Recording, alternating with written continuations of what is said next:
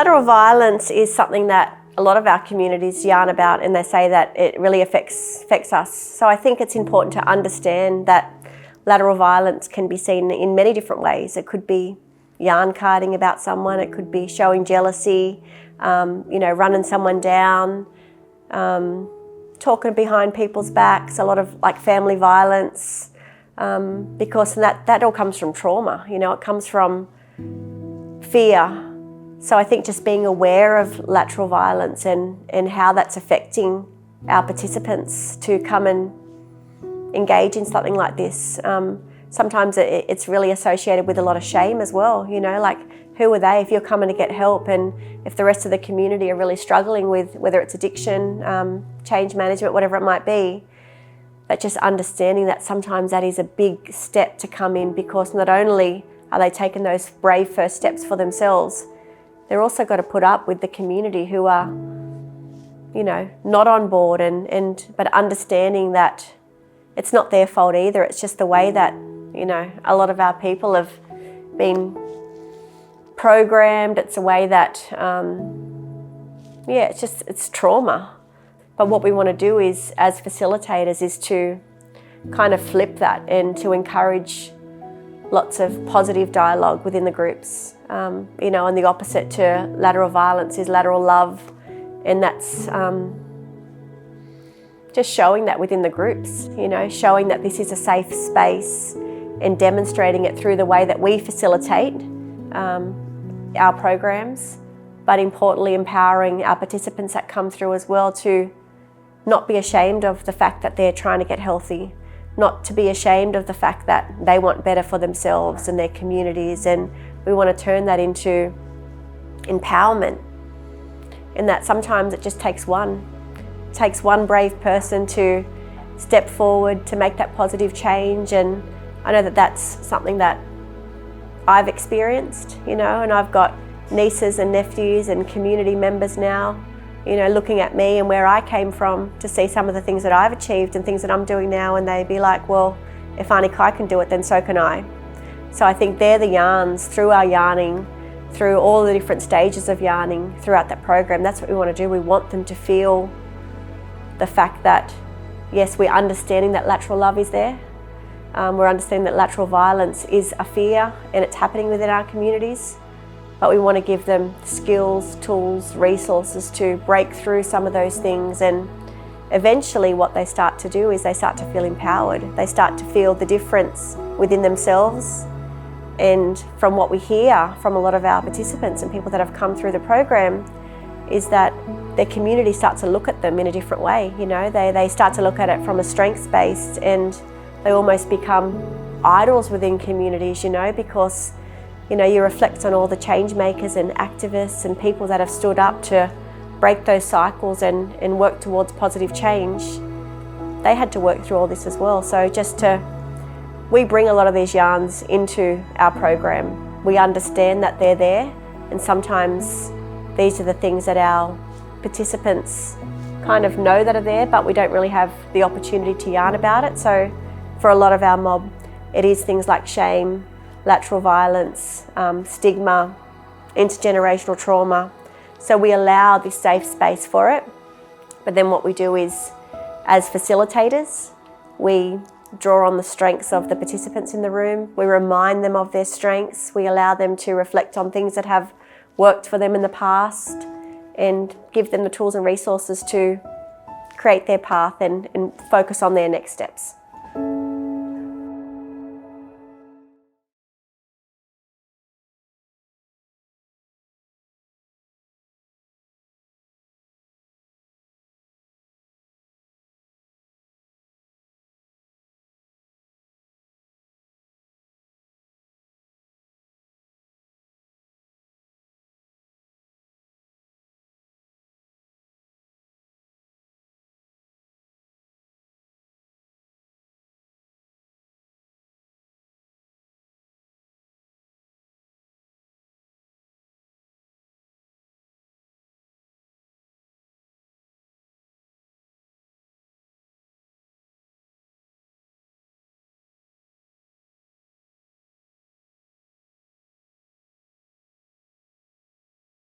For me, being a part of the program has been life-changing. It's definitely given me a new meaning in the way of a position back into community, in a way that I can have a healthy environment and create healthy relationships back in community that have been challenging at times to maintain with the environment that I grew up in. And so where I'm from, North Stradbroke Island, is an island off Brisbane. And that was a place of refuge for a lot of us, and especially for me as a young fella growing up on the south side of Brisbane. I'd often go back there on school holidays as a kid, and I'd just feel free, and I'd feel, that connection I had as a young fella growing up on country. But then also knowing in community the impacts that were there, the tools that I was given to cope with those struggles, whether it was smoking yandi, drinking, taking drugs. And those were the tools that I was given. And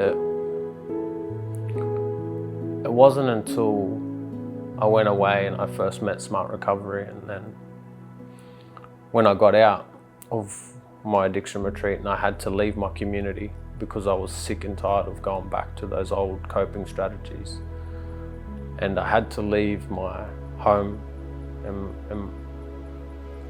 all the things that I had built for me and my family, and I've had to reset my whole life, my whole structure, my whole mindset, and do it in a way where I couldn't go back to those old coping strategies, where I wouldn't allow myself to revert to those old ways. And it wasn't until it was about a year, I was a year out roughly of my own journey, and still trying to set healthy boundaries, within that structure, within my own family, my direct family, but also my extended family as well. And I think the type of person I was always a giver, and always felt like I had to, help everyone. And I was always left with nothing to then trying to understand why I'm always feeling drained from always giving. And so it wasn't until I was able to, identify and start to set these boundaries that it was a life and death situation for me, and that I couldn't allow myself to continue that cycle for myself, but then for my own children, and then do it in a way that I'm being respectful as well to my people, but also not just my people, but my family. And it wasn't until my 30th birthday when I lost my mother from a methamphetamine toxicity. And that was that light bulb moment for me. It's when I said, no, I can't keep doing this. I can't keep living this life, continuing this cycle for my children to watch. And I wouldn't allow myself to go back to those old ways. But I think for me, again, whether it's a cultural obligation for us as blackfellas, I feel it's expected that we just, give until we've got nothing, and then we're left with nothing, and then we're down and out. But I've learnt now that I need to be okay to then help others. And by setting up structures like Yarn Smart or Smart Recovery, that's the way I can give back And I think knowing that it's going to take time to build these structures back into community and reinstate these positions for our mothers, for our fathers, for our people, and create these role models for change. So for me, it's about investing into those spaces with meaning. And, you know, I think it comes back to building trust and building those structures again, yeah, with meaning. Yeah.